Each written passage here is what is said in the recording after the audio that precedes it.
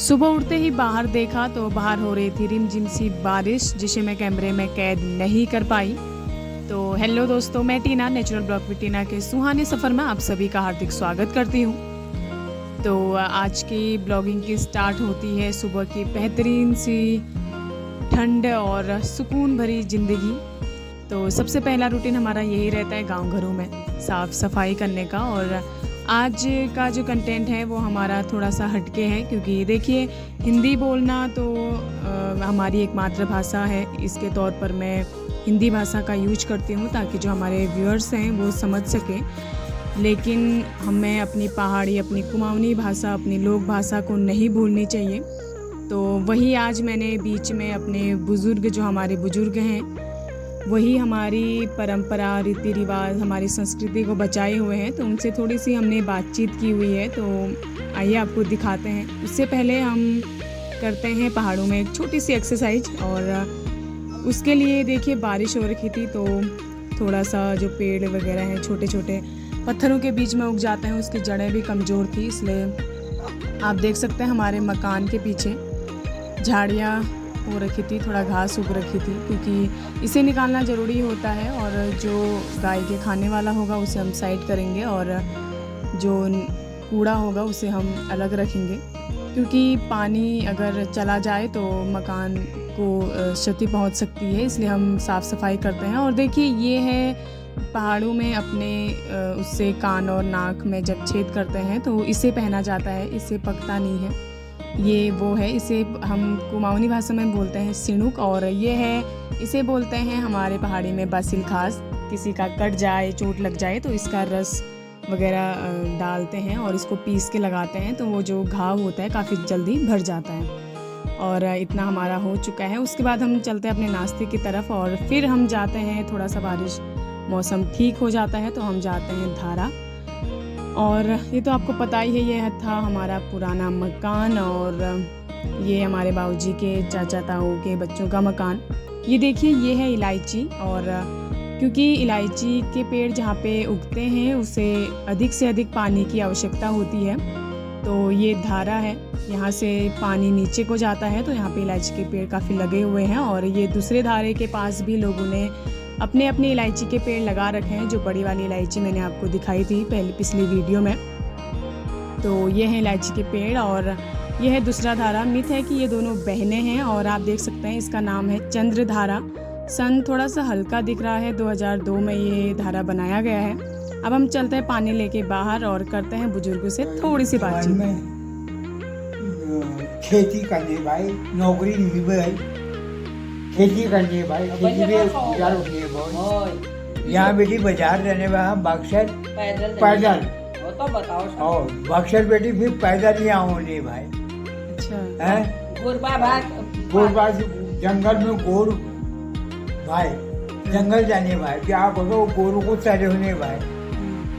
और यह जिंदगी थी पहले में बहुत चुका भाई, चुका खेती करनी शहरी वहाँ बेटी घाट घटाओ, गजो घटाओ, धरबेर यहाँ होती रथ पे। और यहाँ बेटी रात उजाओ हो वहाँ पूछ जाए पापे। जो पहले समय है उसकी, पुराने समय में बहुत थी। और जो अन्नला नहीं होती, जो भय साग भर वो करने पाए। और भाई बंधु में सो प्रेम थी, उसमें बैठन थी, तमाका सारा लोग होती, बैठन के बाद रात भर 8 बजे तक बातचीत होती, दुख पीड़ देखती, आदर सफाई के शुरू तो सब भोपुरा बखतो। ए बरात धूल घावों चले बाद शहरिया लहर वाली को एक बेटी फूल को ढूंढा था, हंसना, बुलाना, खेलना, कूदना, फिर घर आए, फिर दोबारा गई, तो सब भई जा पछते एलु पा होतल प्रादेशी कड़ाए गायत्री में पुष्पाई नाउ नो छोड़ा दे बोलो समय के खानो को है मम्मा के ताल बागी भई में हमें लिए खाए फिर पेट में पता न लगी। या आया महेश जब मन दूसरा साल का हमें का बताइए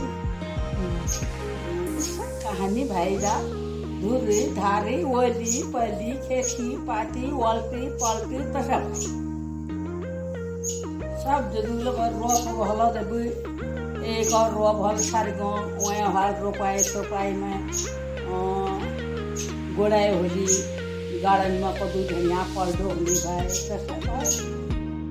ठुल बाबू जो रोजगार लीजी पहाड़ पे जा रही है उन्हें से तुम क्यों कौन चाला जो शहरों में रोजगार लीजी दे रही बेटी पहाड़ में जो भैंस है पहाड़ यहाँ शुद्ध हवा छू शुद्ध पानी छू और आदमी स्वस्थ रहो शहरों में प्रदूषण बहुत गाड़ी गैस ये गैस के वो जिंदगी नहीं भाई या अगर स्वस्थ रहो थोड़े बहुत पहाड़ों में रहो और रोजगार लीजी क्या कराल पर और कर सकूँ बिजनेस कर सकनी दुकानदारी कर सकनी और फल फ्रूट पैच कर दे फल फ्रूट बिजनेस कर सकनी या तो अगर करना चाहनी जब भूले भाई और यो लगाओ में छिलुक हार्वे छिलुक ला बेचने ही मैं और ये मिलने के बाद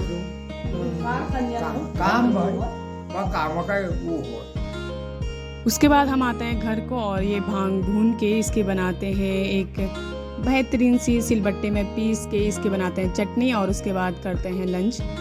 फिर थोड़ा सा आराम करके हम जाते हैं खेतों में और ये देखिए सबसे ये दाल और मडवा हमने बोया हुआ है और इसमें कितना ज़्यादा जो खरपतवार है वो उगी हुई है तो हम इसे निकालते हैं और बच्चे भी हमारे साथ हैं और बच्चे भी मिट्टी से खेल रहे हैं। कहते हैं मिट्टी से खेलने से उनकी क्रिएटिविटी बढ़ती है तो बच्चे मिट्टी से खेल रहे हैं और हम कर रहे हैं गुड़ाई।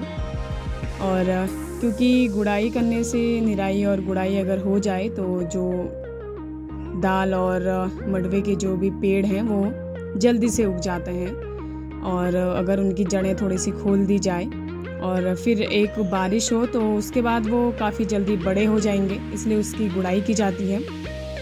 फिर देखिए शाम होने को है तो गुड़ाई के बाद हम जाते हैं अपने गैया के लिए चारा काटने और गैया और इसकी बच्चिया के लिए फटाफट से काटते हैं चारा और फिर हमारा हो जाता है चारा काटने की जो प्रोसेस है वो ख़त्म और फटाफट से उस घास को इकट्ठा करके उसके बनाते हैं पूले और पूले बनाने से हमारा जो फालतू के छोटे छोटे घास होती है वो बिखरती नहीं है तो हम बनाते हैं पूले और जाते हैं घर को। उसके बाद गैया और उसकी बच्चिया को बाहर बांधेंगे ताकि ठंडी ठंडी वो भी हवा खा सके और शाम को उसका दूध निकाल सके। फिर उसके बाद जानवरों को मच्छर या फिर मक्खियाँ ना लगे उसके लिए लगाते हैं हम धुआं और फिर शाम की बेहतरीन सी चाय के साथ करते हैं इस ब्लॉग को समापन। Thank you. ब्लॉग अच्छा लगे तो सब्सक्राइब एंड सपोर्ट।